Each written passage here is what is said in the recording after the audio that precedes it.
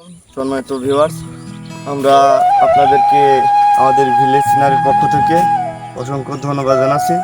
আমরা আজকে আপনাদের একেবারে মাঠে নিয়ে আসলাম। আপনারা দেখাচ্ছি আমাদের দেশে অনাবৃষ্টির কারণে কী কী ক্ষতি হচ্ছে। আপনারা চলুন আমার সাথে। এই যে একটু হালকা একটু জমির মধ্যে আসলেই দেখা যাচ্ছে এই যে পাট, এই এই এই ফসলটার নাম আসলে পাট। আপনারা যেটা দেখতে পাচ্ছেন এটা অনেক ছোট ছোট। আগামী 2 থেকে 3 সপ্তাহের মধ্যে এই পাটটা মানে কাটবে। তারপরে এই পাট দিয়ে আমাদের যে সোনালী আঁশ, বাংলাদেশের যে প্রধান অর্থকারী ফসল, সেটাই হলো এই পাট। এই পাটটা আপনারা দেখতে পাচ্ছেন এই পাট, কিন্তু এই পাটের জমির মধ্যে আমি এখন দাঁড়া রয়েছি। আমার কিন্তু এই পাটটা আমার মাথা থেকেও আসলে 2 থেকে 3 হাত উপরে থাকার কথা ছিল। বাংলাদেশে অনাবৃষ্টির জন্য এই ক্ষেতের এই অবস্থা। বৃষ্টির কোনো অবস্থা নাই, যার কারণে পাটের এত ছোট ছোট রয়েছে। কাটার সময় এসে গেছে, কিন্তু এদের কোনো উন্নতি নেই। আপনারা দেখতে পাচ্ছেন এই পাটটি সর্বোচ্চ 1.5 থেকে 2 হাত এই পাটের হয়েছে, কিন্তু এই পাটটা হওয়ার কথা ছিল 8 থেকে 9 হাত। খুবই খারাপ অবস্থা। কৃষকের মুখে কোনো হাসি নাই। আসলে সম্মানিত ভিউয়ার, আসলে খুবই করুণ অবস্থা। আমি খুবই হতাশ। এই পাটের এই অবস্থা আসলে আমি তো আশা করি নেই আগামী 5-7 বছর পর বাংলাদেশের কী অবস্থা হবে। এই যে আপনারা নিচে দেখতে পাচ্ছেন এই যে জমি, এই জায়গাতেও কিন্তু এই সময় 3 থেকে 4 ফিট পানি থাকার কথা, কিন্তু আপনারা দেখেন মাটি একেবারে শুকনো, নাই বৃষ্টি নাই নদীতে পানি। এত খারাপ অবস্থার মধ্যে আমি জানি না আমাদের দেশের অবস্থা আগামী 5-7 বছর পরে খুবই ফিরে থাকবে। আসলে আমি খুবই হতাশ। আমি দেখতে পাচ্ছি সামনে একটা লোক আছে, দেখি ওনার থেকে কিছু তথ্য নেওয়া যায় নাকি। আসসালামু আলাইকুম ভাই, কেমন আছেন? তো আসলে আপনি তো আপনাদের এলাকায় নতুন আসলাম, তো আসলে এই এলাকা সম্পর্কে কি ধারণা? আমি যতটুকু শুনছি এই সময় নাকি এই অঞ্চলে পানি থাকে, 3-4 ফিট পানি থাকে, আর পাটও নাকি অনেক হাইট থাকে। তো এই বছরে এরকম হওয়ার কারণটা কিছু বলেন তো দেখি।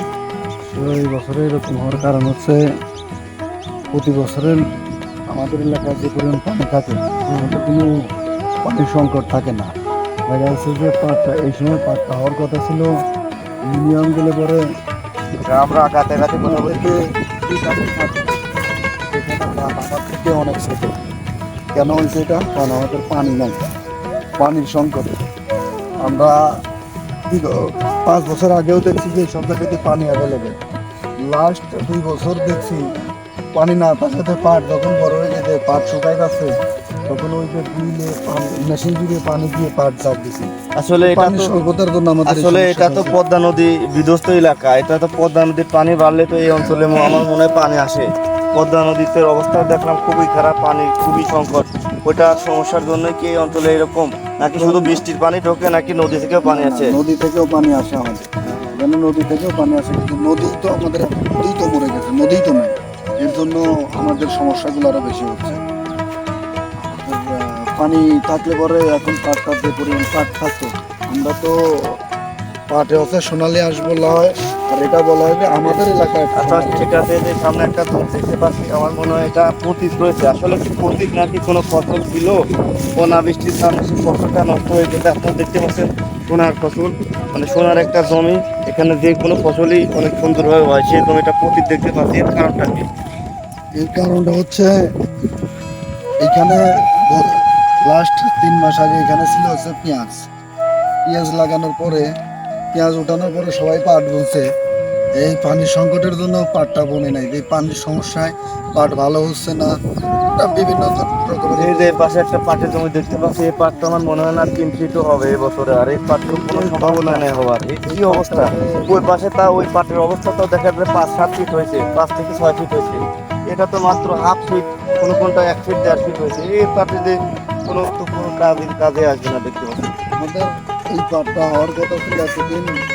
আমার পানির সমস্যায় লাস্ট অনেক দিন যাবৎ বৃষ্টি নেই আমাদের এলাকায়। বৃষ্টি না থাকার জন্য আরো সমস্যা। মানুষ সেচ দিয়ে কুলাইতে পারে না, লাভ হয় না। পাটের যে দাম, সেচ দিলে পরে যদি প্রচুর সেচ দেওয়া যায় তাহলে আপনার পাটটা হবে, কিন্তু কৃষকের সেই লাভটা পায় না।